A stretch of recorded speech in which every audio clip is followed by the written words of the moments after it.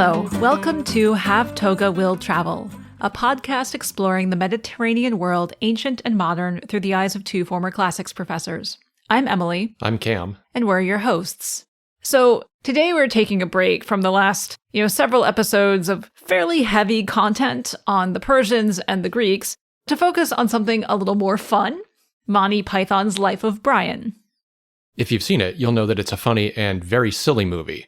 But we like it because it still manages to be incredibly insightful, and it taps into questions and issues that people who study the ancient Mediterranean world actually do talk about. Well, that's why you like it. Well, yes. Guilty. I like it independently of that. Okay. We can talk about that more later. All right. A quick reminder before we get into the topic at hand is just to let you all know that we did put up a blog post on our webpage that ties in with our last episode. It features a couple of pictures of the serpent column that Cam took in Istanbul. And as a reminder, the serpent column is the most tangible remnant of the war between the Persians and the Greeks, which now stands in Istanbul.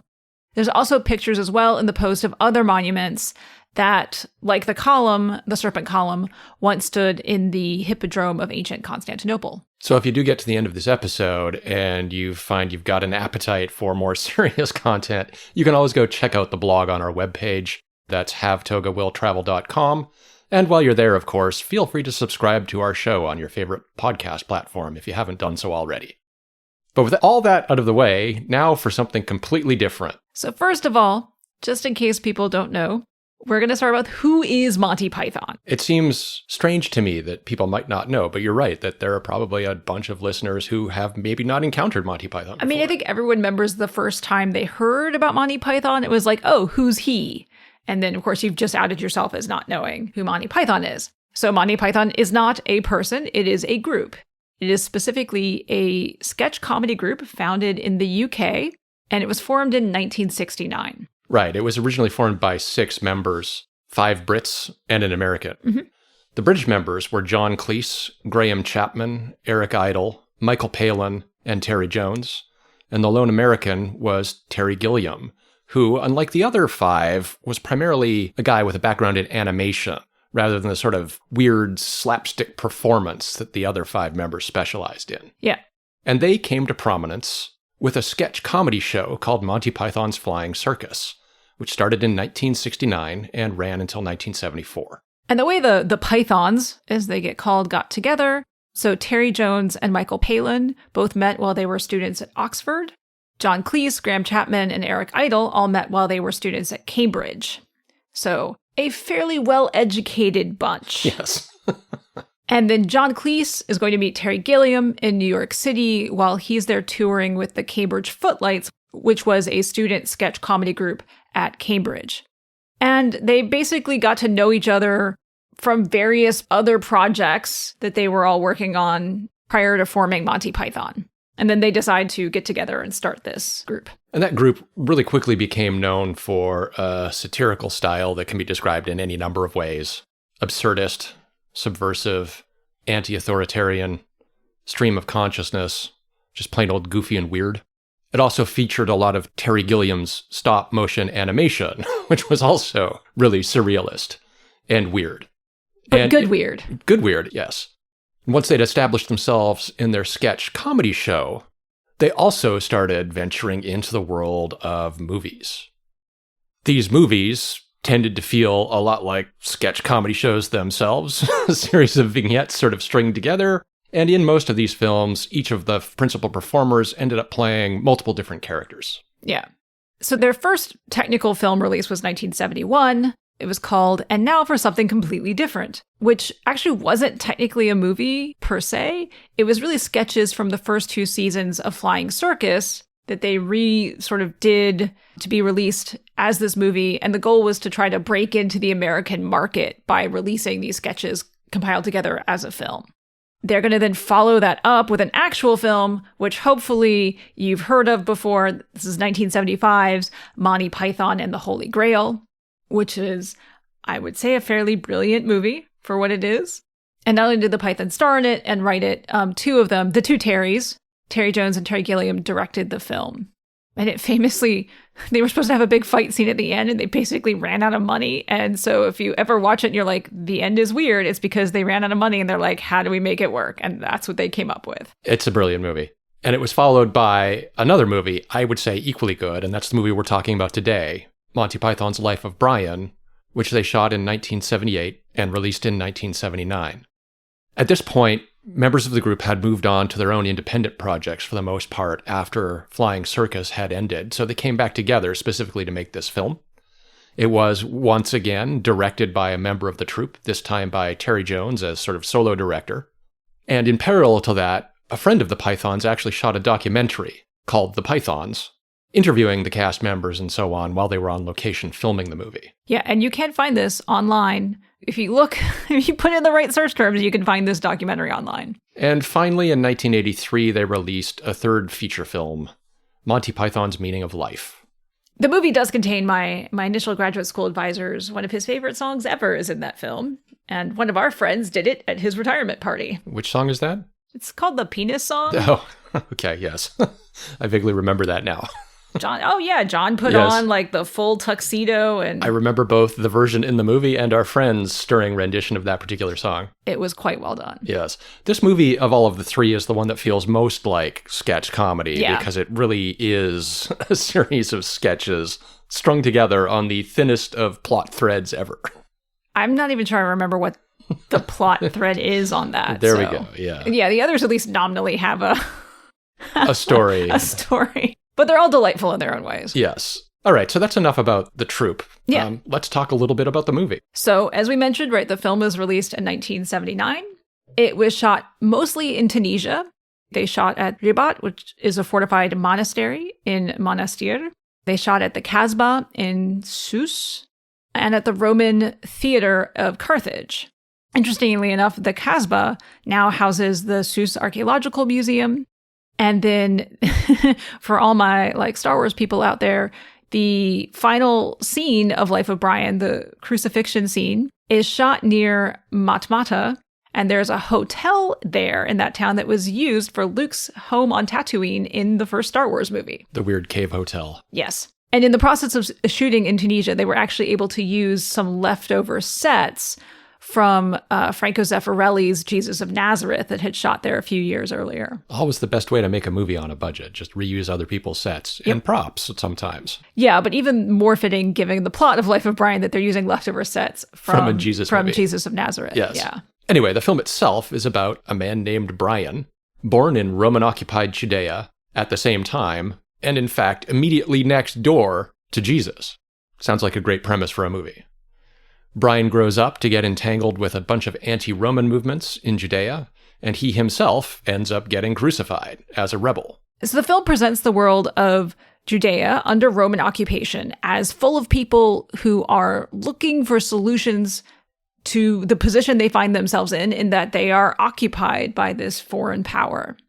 And so you get both various resistance groups popping up, right, who are sort of trying to physically rescue people from occupation. And then you also get a bunch of prophets and saviors and people claiming to be messiahs and all sorts of stuff who are sort of promising a metaphysical escape from occupation. Our character Brian in the movie willingly gets himself involved in the resistance groups. He also finds himself accidentally getting cast as a messiah by some of the other characters in the film, despite all his efforts to avoid that.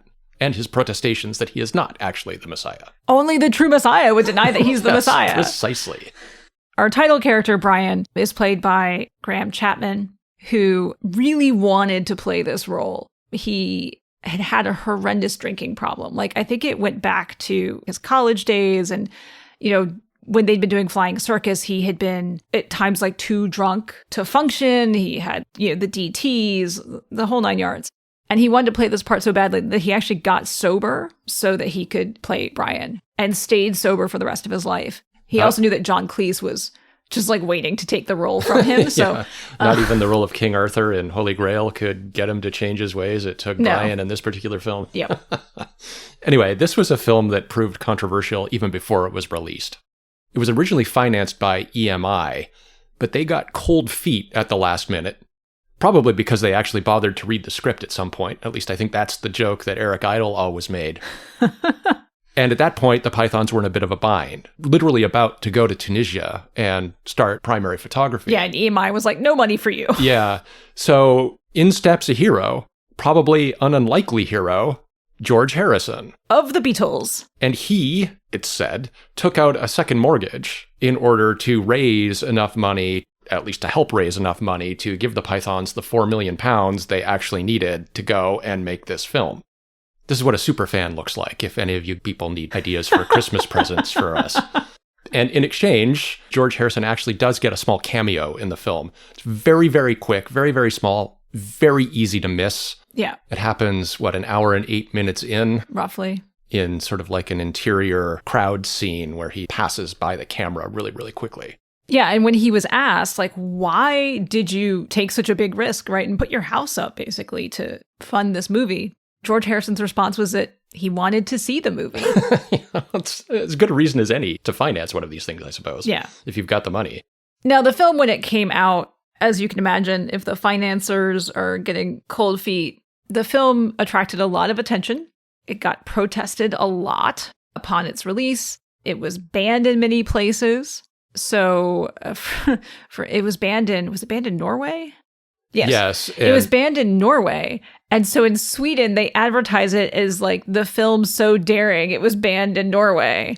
I mean, even in the UK, it gets banned by town councils and all sorts of things. And kind of infamously, one UK town council member who had voted to ban it, when he was asked, he admitted that he'd actually not seen the movie. Yes, he I'm voted shocked. to ban it based on the recommendation from some group that he... Shocked, I say, that he'd do something like that without actually watching the film. I know. And he's, of course, not the only one. But yeah, there's several stories like that. So there's a funny story linked into this about the town Aberystwyth in Wales, where the film was, I guess, sort of unofficially banned. People thought it was banned, but it had just been declared inappropriate. Right. But it wasn't formally banned. So many years later, in 2008, a town mayor finally got around to informally unbanning it. Yeah, it was actually when she went to unban it that they realized it was never technically banned. Formally banned. Okay, well, let's go through this ceremony anyway. And what's really interesting here is that mayor was Sue Joan Davies, who actually plays one of the characters in the film.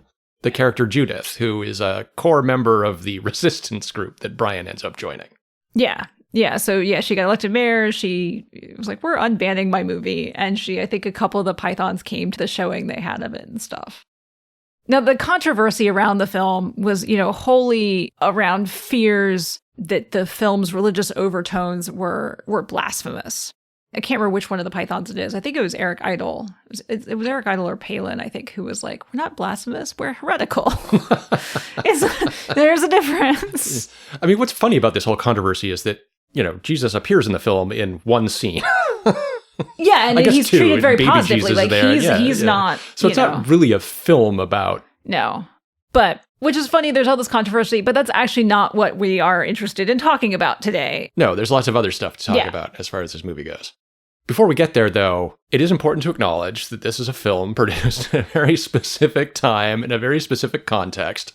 And so there definitely are bits that don't hold up quite as well as they could 45-ish years later.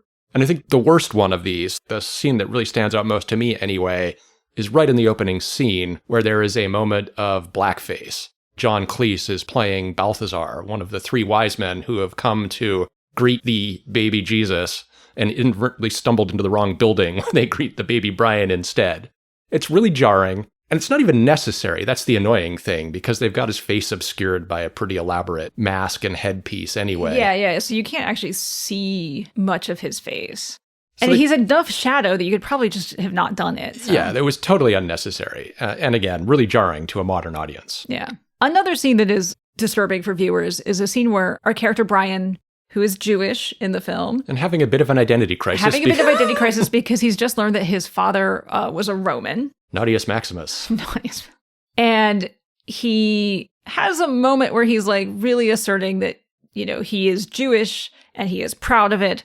And in doing so, he uses a lot of functionally ethnic slurs to say, I am this and I am proud of it. And, that can be jarring as well to hear. And I think even though it's done in this way of like reclaiming identity, it is problematic because, of course, the actor and none of the Pythons are actually Jewish. And so it feels a little not good. Yes. Another scene that's worth mentioning is a scene that takes place, again, early on in the movie. Although we're just like, here are all the... Here are the things you got to watch out for. Yeah. The scene we're going to talk about next is not quite like that. It's less problematic, but still it might be jarring. It's a scene that takes place in an amphitheater as the resistance group that Brian will join, the People's Front of Judea, is sort of sitting there chatting as they watch the games. And what ends up happening is that a character played by Eric Idle, a character named Stan, a very traditional name in first century Judea. Yeah. All those stands running around the... asserts to the other members of the PFJ that he wants to be a woman and that he wants to be called Loretta. And this leads to a bit of back and forth between Eric Idle's character and John Cleese's character, Reg, who is the leader of the PFJ. And John Cleese, in his classic outraged voice, is really going after the Eric Idle character for this and really incredulous. And what do you mean you want to be a woman, etc., and so forth? Now, the thing here is that even though this is, in the moment, a little bit, I don't know. It reads as very transphobic. Yeah. But in later scenes, John Cleese's character, Reg, is perfectly content to call Eric Idle's character Loretta to accept that he wants to be a woman. Yeah. So that scene ends up actually being weirdly progressive in a way, right? I mean, there's the initial argument about things, but then everybody moves on and, hey, guess what? Character's Loretta and... life carries on as normal. And it's all fine. Yeah. One other perhaps troubling bit is a couple of the Roman characters. So Pontius Pilate, a name you might know, and then Bigisticus. Yeah, slightly not safe not for a work real name there. But yeah. Both have speech impediments. So Pontius Pilate can't say his R's, and Bigisticus has a lisp. And the characters are sort of mocked for this by the population at large, mostly. And, this reads as ableist, right? Mocking people with speech impediments. But the other thing that's going on here is really this is what do you want to call it? They're punching up, it turns out. I think, anyway. In a way, like this is really about class issues that come out of British society. So this is, in many ways, really trying to be a dig at the British aristocracy. They talk weird. They have funny names. They have houses full of pornographic art, the usual stuff. They have these, weird affectations that nobody takes seriously. And so it's maybe not the best way to do this, but that's what we think they're trying to do there.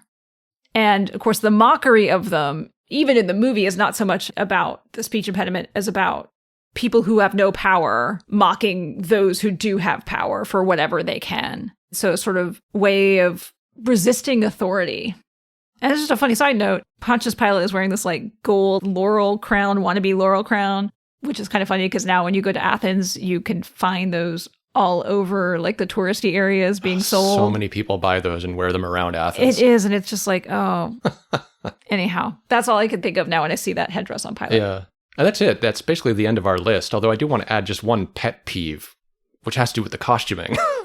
It's probably a prop, not a costume, but... Props, sorry. So the prop people are to blame for this. I noticed, and this is like such a nerdy little thing to notice, but I noticed that the Romans go through the movie carrying around spears that don't have spear points. Instead, the spear ends in what is clearly a butt spike rather than a spear point. And again, this is a total nerdy little detail, but those are two different bits of hardware. All right, so last episode, you said that this was perhaps the greatest movie made about ancient Rome. And I would like you to defend that or to explain that take. I did say that. You did say that. At the moment, I said it mostly as a joke since we had been talking about some pretty heavy stuff and I wanted to lighten the mood. But, I went back and thought about it, and I stand by that comment. Do tell. Okay, well, first of all, if I think about all of the movies about the Roman Empire that I've seen in my life, this one I've watched way more than any other. It's not even close. I've seen this, probably between 12 and 15 times, something like that. Not as many times as I've seen a funny thing happen on the way to the forum. Granted. I don't think I've seen any other movie about the Roman world more than twice, maybe. So that says something. But the other thing I noticed when we were rewatching the movie in preparation for this episode, I should say that this was the first time I've rewatched it in many years, actually. And what I noticed on that rewatch was that it's full of humor that actually asks real questions about what life was like in the ancient world. Probably not intentionally necessarily, but these are clever guys and they think about things from the point of view of humorists. So, they ask questions about behavior and things like that. And it turns out that a bunch of the scenes, again, probably accidentally, now raise issues that connect in various different ways with the sort of things that historians argue about when they talk about the ancient Greek and Roman worlds. Okay, fair enough. If you want me to get more specific, here's an example. Right? Did I ask you to get more specific? I could see it in your eyes. So here's my example. Early in the movie, I think it's the third scene in the film, Brian and his mother, played by Terry Jones, decide to spend the afternoon going to see a public stoning. Now, this doesn't sound like the sort of scene that makes for good comedy, but it actually is a hilarious scene for a whole bunch of different reasons. One of which is that the stoning is being presided over by John Cleese as sort of his manic, outraged, best, shouty John Cleese. But the other underlying joke here is that all of the people at the stoning are actually women who have disguised themselves as men. Because women aren't supposed to be there. Exactly, by putting on these ridiculous fake beards. And some of the women are actually pythons dressed as women pretending to be men. Yes, most clearly Eric Idle, who is right there in the front, Yeah. right, and has a pretty funny moment. And this scene proceeds more or less as you would expect in a Monty Python film, which is nothing goes according to plan. And basically, the guy who is there to be executed for taking the name of the Lord in vain decides this can't possibly get any worse. So he starts doing a little song and dance and chanting God's name, and the crowd gets excited, and a few of them start to throw rocks early, and John Cleese tries to control this, and it all ends with John Cleese being the guy who gets stoned instead of the condemned criminal. Now, what's kind of interesting about that scene, now that I've been a historian for however many years, is that I know that there's actually a whole lot of interest in how women negotiated day-to-day life in the ancient world, given that a lot of them were living in societies that tried to deprive them of agency in various ways. And that's sort of what's going on in this scene. Women who have been explicitly denied of agency who are claiming it anyway, by sort of manipulating structures, manipulating rules to get what they want, which in this case is to participate in a good old-fashioned stoning. And they do kind of, in that scene, even take the law into their own hands, right? When they go after the John Cleese character in that scene. Right, because the punchline there is that John Cleese accidentally takes the name of the Lord in vain while he's trying to control everything, and they promptly stone him to death. As a couple of Roman soldiers hang out in the background and just sort of roll their eyes. The Roman soldiers do a lot of that in this movie. Yes. And on the topic of things that we don't see a lot in the literature, this movie does also, I think, intentionally or not, expose some aspects of daily life, albeit in comedic Python-esque ways. Now, their goal was probably not to create some sort of accurate depiction of daily life in the Roman Empire, but they still do manage to capture some of these interesting moments. And so one that comes to mind is there's a moment in the market where Brian needs to buy like a disguise because he's trying to run away from Roman soldiers. He's in a rush. And so he just wants to buy it and go. And so asks the shopkeeper the price. Sure, fine, here's the money. And then the shopkeeper gets very bent out of shape because he should haggle for it. Of course, Brian's trying to just get through this as fast as possible. And the shopkeeper's like, no, there's a ritual that we have to go through for this to work. And I mean, it's funny, but also the shopkeeper is kind of insulted, right? That this is part of his skill set. Right, he's a professional. And Brian is not respecting that as he tries to buy the silly fake beard so he can disguise himself. Yeah. And that seems to speak to, that there is a sort of professional pride among like shopkeepers and artisans and what they do and how they do them. Yeah, absolutely. This has been a big subject of research, actually, just in recent years, right? Lots of people have written about this. You've got people who are sort of looked down upon and maligned to some degree by the aristocracy, the literate class that produces most of our sources. But when you look at some of the inscriptions and things like that that they leave behind, they're constructing their own ideas of basically skill and honor and things like this. And they really do take that professional identity very seriously. Yeah. We also get in the movie a depiction of Roman gladiatorial games, which we have discussed on an earlier episode here. And some of it is, accurate-ish, right? Like the two gladiators that you see are like in proper, if you will, costumes, right? So you have a Murmillo and a Retiarius, which is a very classic pairing. The Murmillo is the heavily armed gladiator. And the Retiarius has the net and the trident. And, the fight, of course, goes humorously. And we'll talk more about that in a little bit. But around the games, there's details that are off. So for one, they call the performance space the Colosseum, which hopefully, as you now know, if you listen to our episodes on the Colosseum is not actually what that type of architecture was called in antiquity. It would have been called an amphitheater. And actually, to the best of our knowledge, there was not an amphitheater in Judea, period, in antiquity. And of course, the timing of the show is they call it the children's matinee. There was not a children's matinee, obviously. And the midday show would not have been gladiators. It would have been public executions, which traditionally would happen at the midday. To be fair, that's what this could have been, depending on how you read that scene, right? Because the one gladiator is like, I'm not happy about this at all. I'm just going to try to run away. Yeah. And I'm not sure if that's a joke about the actual games or if it's just a joke about, theatrical performances where you should expect not to get the A-list team when you're going to a matinee performance. Oh, yeah, that could be. But one of the things that's kind of funny during that scene is the stands, if you will, the seating is really empty. And honestly, it's probably because they just didn't have the budget to pay for extras to fill it.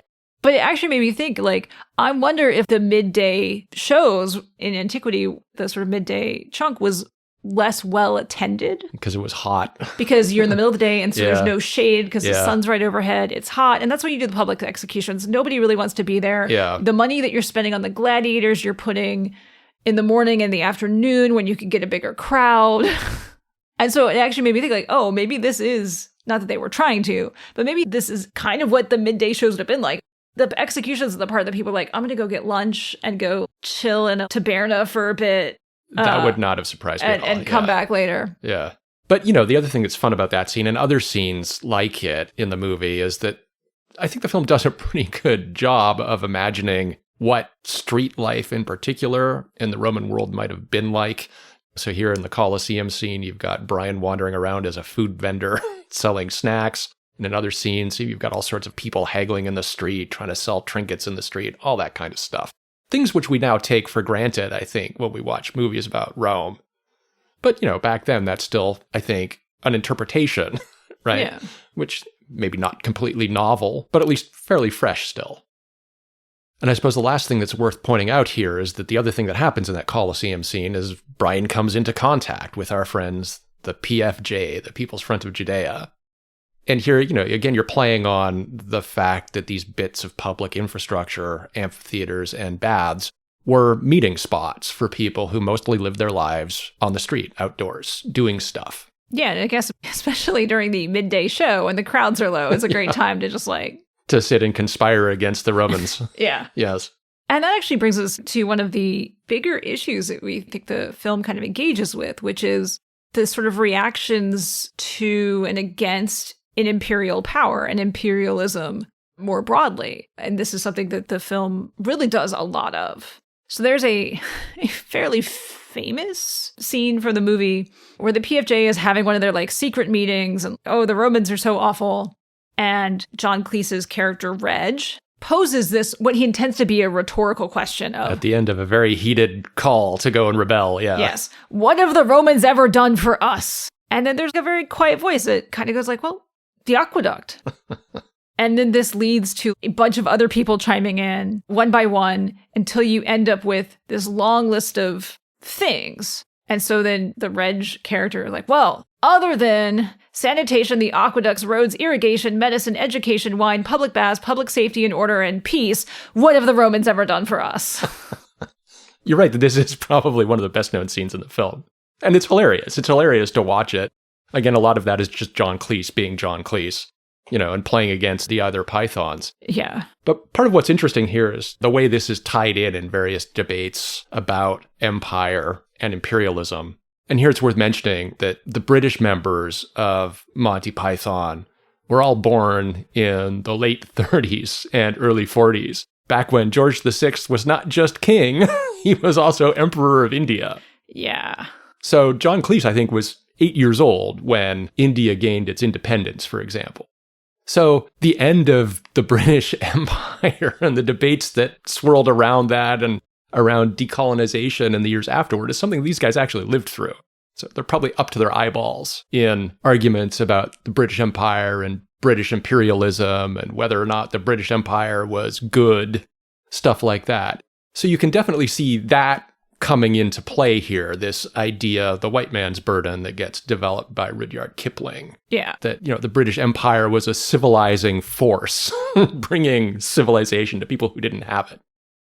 And of course, we can look at that and say, no. Yes. Right. But it sort of reflects the way Romans could think about empire as well. Yeah, no, for sure. And we see this in the literature, right? In some contexts, the Romans sort of frame themselves as civilizing. Yes. As civilizational. Bearers of humanitas. Yeah.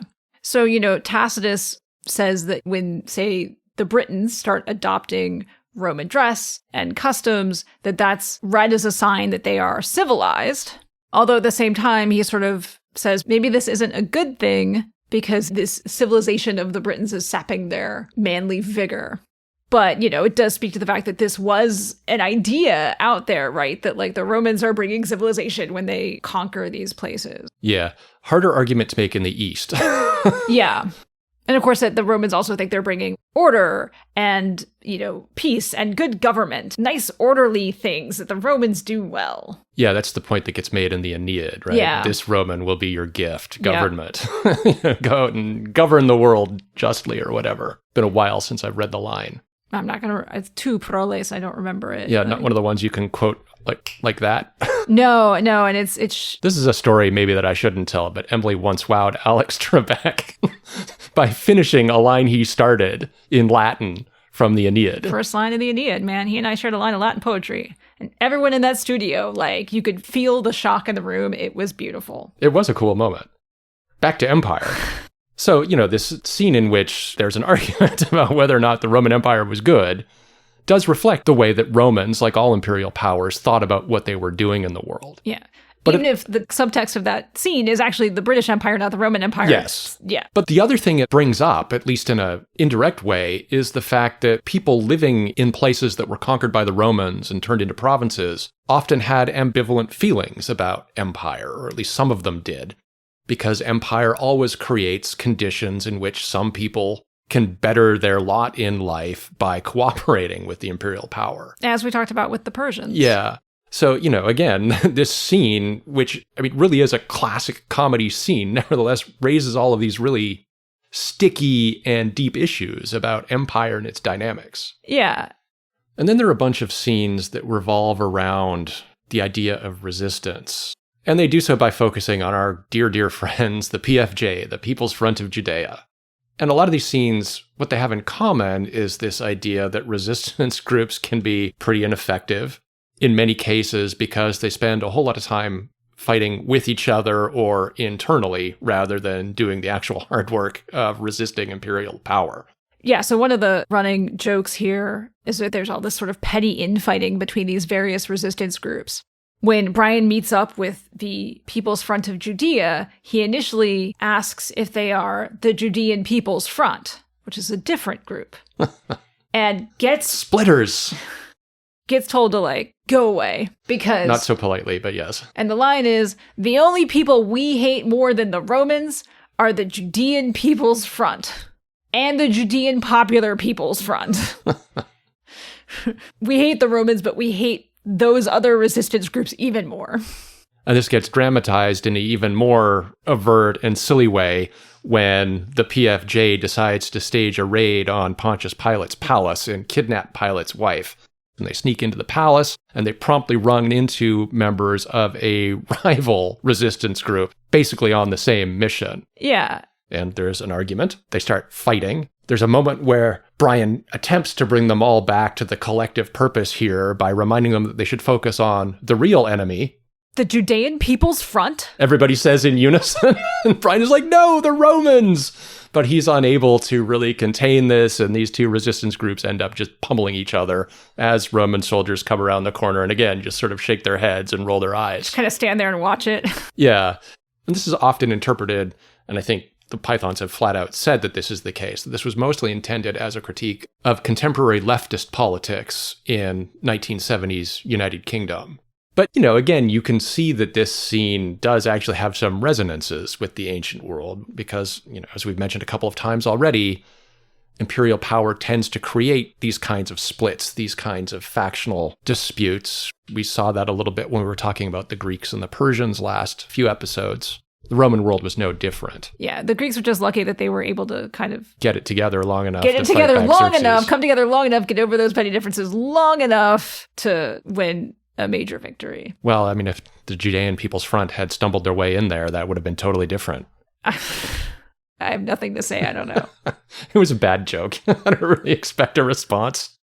In addition to the sort of petty infighting, another running joke about these groups is their just ineffectiveness. They actually just don't get anything done, and not just because they get into fights with other groups when they try to actually do something, but they have just really unreasonable expectations. So this plot to kidnap Pilate's wife entails holding her hostage with the threat that they will kill her if Pilate does not dismantle the Roman state in 3 days. I think that's what you call a maximalist demand. That's not a realistic demand. Not even in the world of the film, yeah. If it's an unrealistic demand in the context of a Python film, you know you've got a problem. And then the last thing is that these resistance groups ultimately fixate on the symbolic rather than the practical.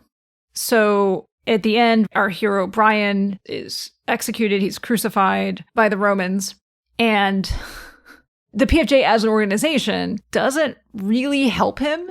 They're totally prepared to see Brian as a martyr for the cause rather than do anything to help him escape. And he's like, please help me get out of this. I don't want to be a martyr. And they're like, this is great. We support your, Yes, they come and give him a touching farewell ceremony, basically, yes. Yes, they decided to sing him for He's a Jolly Good Fellow. Yes. Now, I will say that the character Judith, who's a member of the PFJ, she does actually try to save Brian in a very practical way. It backfires, and it doesn't work, and then she has heard from the PFJ that Brian is martyring himself, and she just believes that Brian's doing this willingly and won't sort of hear explanations to the contrary. So the movie really does dig into these resistance groups hard as sort of not being effective for various reasons.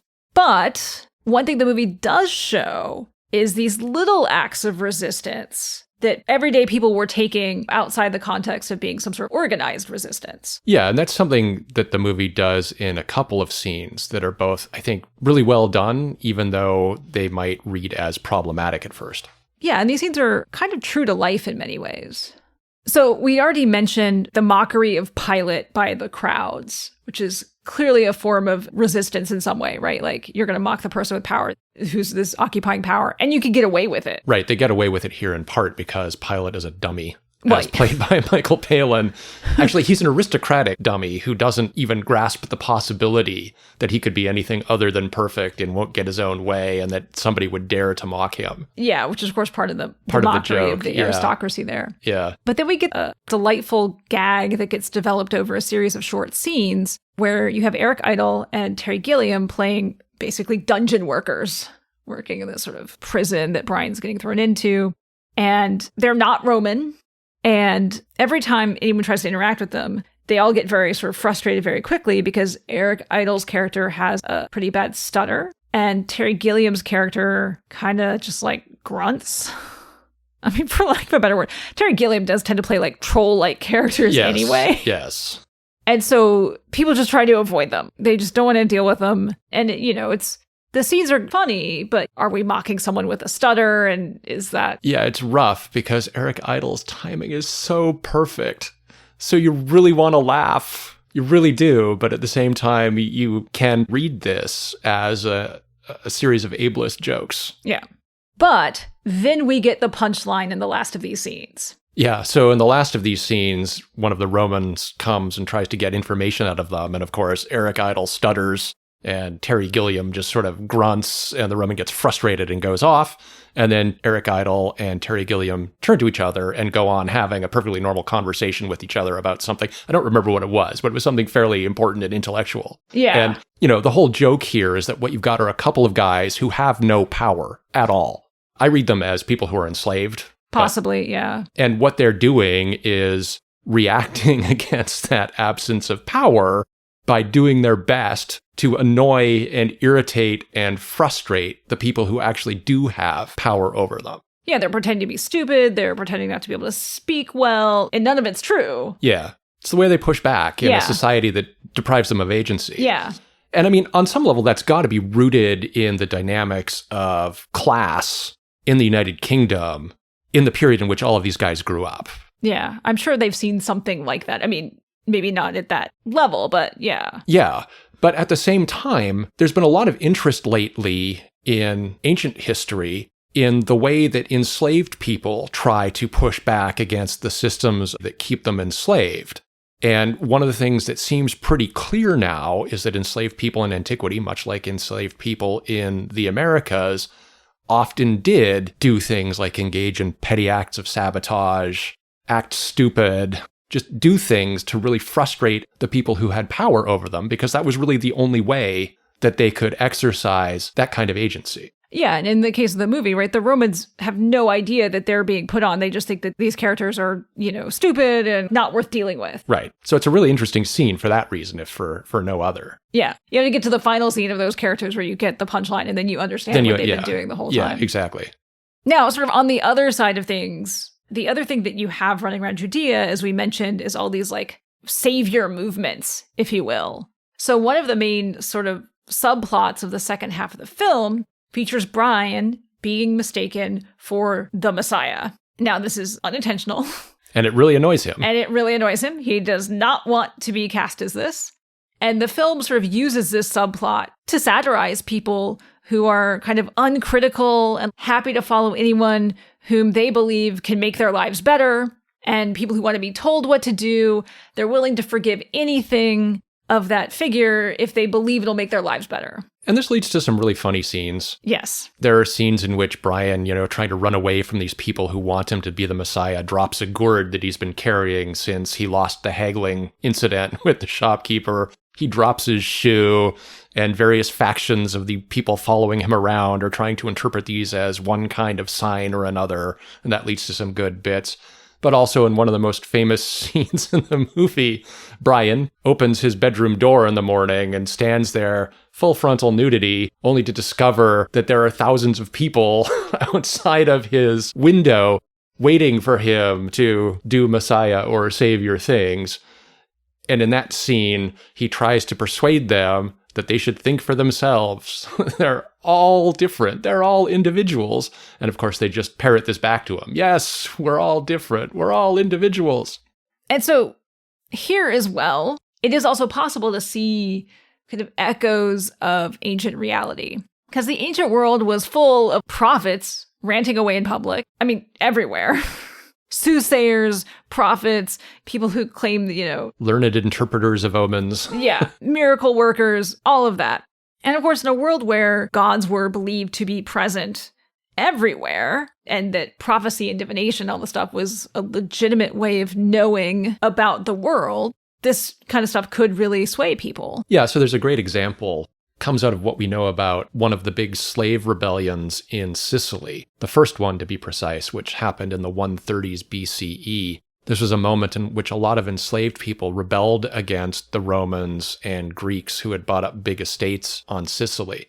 And the guy who emerged as the leader of this movement, a guy named Eunt, emerged as a leader partly because he was able to perform miracles. He had some trick where he was able to make it seem like he was breathing fire or something like that, claimed to have the gift of prophecy. And you can really sort of understand why, if you are an enslaved person trying to rebel against authority, taking this long roll of the dice, you would want to follow somebody who claimed to be in communication with the gods and could tell you whether or not things were going to work out. So this sort of stuff really happened a lot. Yeah. And that, of course, became a lot more complicated in a place like Roman Judea, where you have a dominant local religious tradition that was already infused with the idea that a Messiah would come and help the people deliver themselves from the power of the Romans. So this aspect of the movie actually does, I think, evoke a lot of real currents in antiquity. Yeah, and that first century of Roman occupation in Judea is particularly rife with those movements. Yeah, and like the 100 years after the moment in which this movie takes place, there's not one but two major rebellions in Roman Judea, brought about in part by, let's say, the cultural insensitivity of some of the Romans who governed the area, right? Why do we need to know about the people we're governing? Yeah, exactly. So we've talked a lot about the history, and that is a sort of really interesting, fun aspect of this movie, but that's not the only way that it evokes the ancient world. Now, the Pythons are very clever, they're very well educated, they're very literate, and that also comes out in this film. Because we get bits of comedy that flow directly out of ancient comedy, but then we also get comedic takes of kind of famous scenes from more serious material about the ancient world or from the ancient world. Yeah, so if we think about moments in which the movie presents really comedic takes of serious pieces of literature, there are a couple we could probably read that way. And the first is the scene that takes place in the amphitheater, where basically what happens is two gladiators are introduced into the amphitheater. The heavily armed Murmillo is played by a big muscular actor, and the Retiarius is just this sort of old skinny little guy. So it's not an evenly matched fight by any stretch of the imagination, and the Retiarius promptly throws down his equipment and starts to run. The scene proceeds with the Murmillo chasing him around the amphitheater for a while, until the Murmillo finally dies from a heart attack. That's kind of a silly scene, but we think it might be an intentional callback to a famous scene in the Iliad in which Achilles chases Hector around the walls of Troy multiple times before Hector finally gives it up and Achilles is able to catch him. No, I totally think that's the reference. I mean, it's funny, but I think if you've read the Iliad, it would be hard not to want to do something like that and not think about that scene. Right. One of the other scenes that is sort of riffing on a more serious, I'll say piece because it's a film, not a piece of literature. And this I have no doubt that this reference is intended. So when Judith goes to try to save Brian from crucifixion, what's happened is that Pilate has said, okay, I'll let one person go. And the crowd is shouting fake names at him to make him say ours. Because he can't pronounce ours. Because he can't say his R's well. And so finally Judith runs up and she's like, Brian, save Brian. And because there's an R in his name, the crowd is down with, yes, save Brian. So Pilate agrees to save Brian. And so they go to the condemned prisoners and they're like, which one of you is Brian? And some random person, not Brian, says, I'm Brian. And then Brian tries to assert that he's Brian. And then everyone's like, no, I'm Brian. No, I'm Brian. No, I'm Brian. So they're like, okay, we're going to let the first guy go.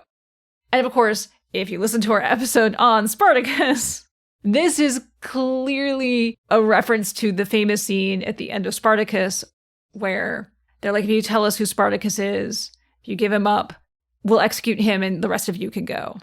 And so all of them stand up and say, I am Spartacus, no, I am Spartacus, right? And they all are willing to die with him. And of course, here it's completely inverted, right?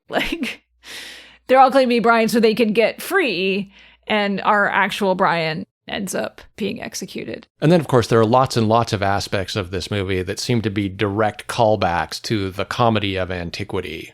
In particular, Aristophanes, probably the most famous, dare I say it, the greatest of the ancient comic playwrights. At least the Greek ones. Sure, yes. I don't know, I'd probably take Aristophanes over Plautus. It depends on what I was watching for. All right, well, fair enough. But you can see this in a lot of places. One of them is in the fact that you end up with men playing women, as in the famous stoning scene where Eric Idle is one of the women in the crowd. Men playing women playing men, in point of fact. But also lots of overdone costumes on the part of men who are playing women, like Terry Jones playing Brian's mother. Yes. I mean, the fake breasts are kind of ridiculous. I mean, they're massive, but they're also right at his waistline. Yeah, they're pretty ridiculous. It's just really overdone. And of course, Aristophanes would have been really overdone. And of course, in his plays, you had characters running around with just giant fake phalluses on. Yes, a stock part of the Greek comedic costume. Yes. Which, when we get around to doing an episode on Aristophanes, we will talk more about. I'm sure everybody's really looking forward to that. That might be a not safe for work episode. That's going to be a not safe for work episode, yes, for sure. But there are other touches like that, too. There are tons of silly fake names, which are a stock feature of Aristophanic comedy and Plautine comedy. So Pontius Pilate's friends, his Roman aristocratic buddy, has a very not safe for work name, Bigus Dickus. We've obviously talked already about Brian's father's name, Nautius Maximus. And then, of course, there's Bigus Dickus's wife, Incontinentia Buttocks. Now, I will say, when we were rewatching this movie, when they introduced Bigus Dickus and his wife, Incontinentia, Cam was laughing so hard, I thought he was going to spill the wine he was drinking. You were almost in tears at that scene. It's a great scene, and what makes it great is Michael Palin playing Pontius Pilate, and his timing is just so perfect. For those of you who haven't seen the movie, the whole point of the scene is that Pontius Pilate has sort of clued into the fact that some of the Roman soldiers think his buddies have dumb, strange names, and is really angry about that, and is trying to get them to crack up so that he can haul them away for torture or execution. And it leads to just a hysterical scene in which Michael Palin is sort of sauntering around trying to get these guys to laugh. And he plays it so straight. That's the great thing. So straight. And the timing is just so perfect. Oh, man. Although I think I laughed more at how hard you were laughing at the scene, but... Be that as it may. You very rarely laugh that hard at things. So, it's delightful from my perspective. And, we mentioned Plautus does these kind of made up, fake, ridiculous, silly names. And one sort of interesting point of commonality that this movie has, more with Plautus than with someone like Aristophanes, is that the Pythons are setting this piece in a different place and culture from their own, much like Plautus does, right? Plautus has most of his stories in Greece, even though he's writing in Rome. Aristophanes is not only is he writing about Athens and contemporary Athens, he's writing about real people in the audience that he names in his plays. So it's much more direct. So that is, I'd say, a point where the film has more in common with Plautus more and Plautine Aristophanes. than Aristophanic, yeah. Yeah. But I will say, from a plot perspective, this film definitely has more in common with Aristophanes, because the plots of Plautus are less absurd. They might be convoluted. Right, they're more situational rather than totally absurd and crazy. Yeah, and Plautus is definitely not really satirical. Right. I think any kind of way we would really recognize, unlike Aristophanes. Yeah, and on the topic of ridiculous plot points, there's one moment in the life of Brian where Brian, fleeing from Roman soldiers, climbs up a tower. The tower is actually part of the Rebat Monastery. That's where the thing is actually filmed. But he climbs up to a tower, and there's nowhere to go. And he falls off, basically. And as he's plummeting towards the ground, he just happens to get caught by an alien spaceship that swoops down for no reason whatsoever, picks him up, and then jets off again. And it leads to a bizarre, surreal scene in which he's flying around with a couple of aliens for, 2 minutes, while another alien ship tries to blast them to smithereens. And finally, the ship he's in crashes, and he's able to get back to the chase. Why is there an alien spaceship? We don't know. It's got to be a joke on the Deus Ex Machina as a theatrical convention in ancient theater. It's got to be. Maybe. But one of the funny things about that alien spaceship is that the aliens in said alien spaceship look a lot like the two aliens from the Simpsons cartoon. Yeah, they do. They have 3 eyes instead of 1, but yeah. But they're similar looking critters, right? The Kang and Codus, the aliens. And I just can't help but wonder, did Matt Groening draw inspiration from this is a tribute to the life of Brian? Yeah, maybe, yeah. Because it looks a lot like it. Yeah. One of the other comedic sort of elements, again, kind of in keeping with the Aristophanic tradition, is that the film has moments of self-awareness. So in Aristophanes, right, you have moments where characters will address the crowd, they'll talk about people in the crowd, and so it's kind of meta-theatrical in that way. And this film isn't like that. It's not like people are talking to the camera or there's some sort of pretense that we're breaking the fourth wall, if you will. But there is kind of a funny moment where we do get this sort of self-aware moment, which is our hero Brian has just slept with Judith from the PFJ. In his mom's house. And his mom catches them. And the mother throws out this line about Judith, leave the Welsh tart alone. Delivered in Terry Jones's falsetto, of course. Yes. Now, we are in ancient Judea. Wales is nowhere near this. But the actress playing Judith is herself Welsh. As is Terry Jones. Yes. And so this is sort of that moment of breaking the illusion of we are ancient Judeans. Nope, she's Welsh. We all know she's Welsh. We can hear her accent. And it's one of those lines that you'll miss if you're not listening. And you're like, wait. And finally, like all good Aristophanic comedy, The Life of Brian does have some great satire of the contemporary world.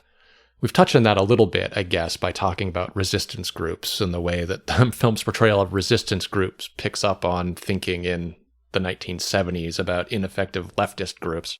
But the scene we're thinking about right now is the famous Romanes eunt domus scene. I mean, this might be my favorite scene in the whole movie. Every time I taught Latin, I would show this. So the setup here is that Brian is trying to join the People's Front of Judea. But before they let him join, the PFJ is going to make him prove himself.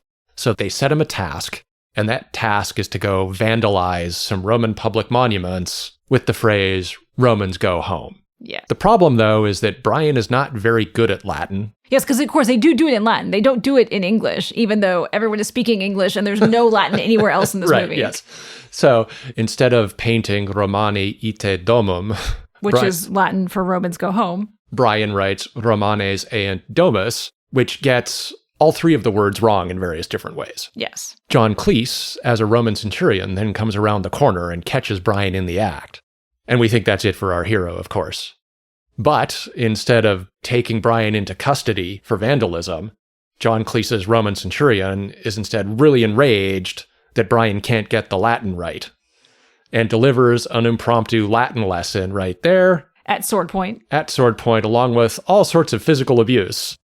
I mean, it's a great scene because, John Cleese as the Roman centurion is actually getting really angry about points of grammar and...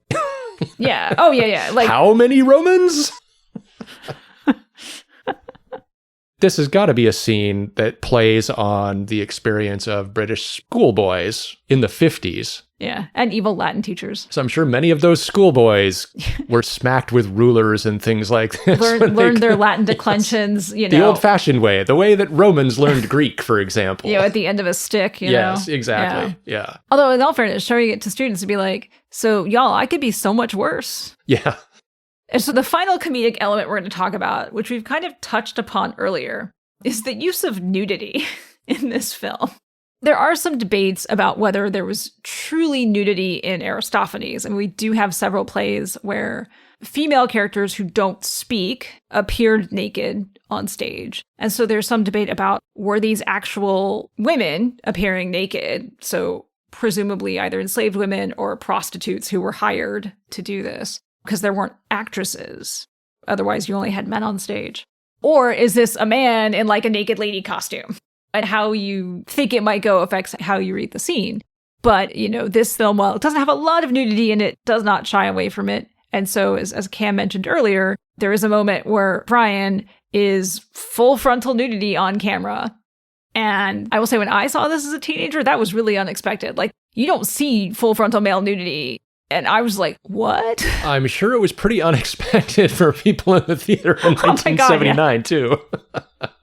Because you're kind of getting something that's kind of like the Romeo and Juliet Zeffirelli, right? Brian is waking up after his night with Judith. He's going over to the window, right? And in that, Romeo is naked from the back, but you don't get the scene from the window. And we're here, so we get that scene of Brian over the window, opening the shutters. And then you get the scene from the front where the entire crowd is outside and there is, Graham Chapman. Yes. With not a stitch on. And so it's, it is played for both the shock and the humor of it. Yes. We do get some partial female nudity in the same scene. Of Judith in this scene. They're using her hair strategically. Right. And it's pretty clear, I think, that she's wearing, the term is a merkin, which is basically a pasty for the genitals. So while it looks like she's naked, I'm pretty sure that she actually has fake pubic hair on the merkin that you're seeing there. So it's meant to read like female nudity, but I don't think it is. I don't know that. I could be totally wrong. And that in itself is funny if that's what they're doing, right? Like they're totally flipping around the... Yeah, they're flipping the thing of like, oh, the woman's naked and the man will sort of strategically cover. Yeah. And there's, Graham Chapman as naked as he could be and Judith gets the strategic cover. Right. Well, with that stirring discussion of nudity in the life of Brian, I think we could get into it more if you want. I think maybe it's time to wrap this up. So I think that's where we'll end for today. We'll be back on April the 15th with the first of 2 or possibly 3 episodes on Hadrian's Wall in northern England. We're going to talk about its history, what it is, what it's doing there, but also what it's like to hike along it, since we've done that twice now. Twice, yeah. East to west and west to east. Yep. So that's all for today. I'm Emily. I'm Cam. And this has been Have Toga Will Travel. So if you like this episode and you want to support us, please tell a friend to give us a listen. This actually really helps the show grow. It's probably one of the most direct ways you can support us. And as always, you can follow us wherever you get your favorite podcasts, or at havetogalwilltravel.com, or on all the socials. Thanks for listening, everybody.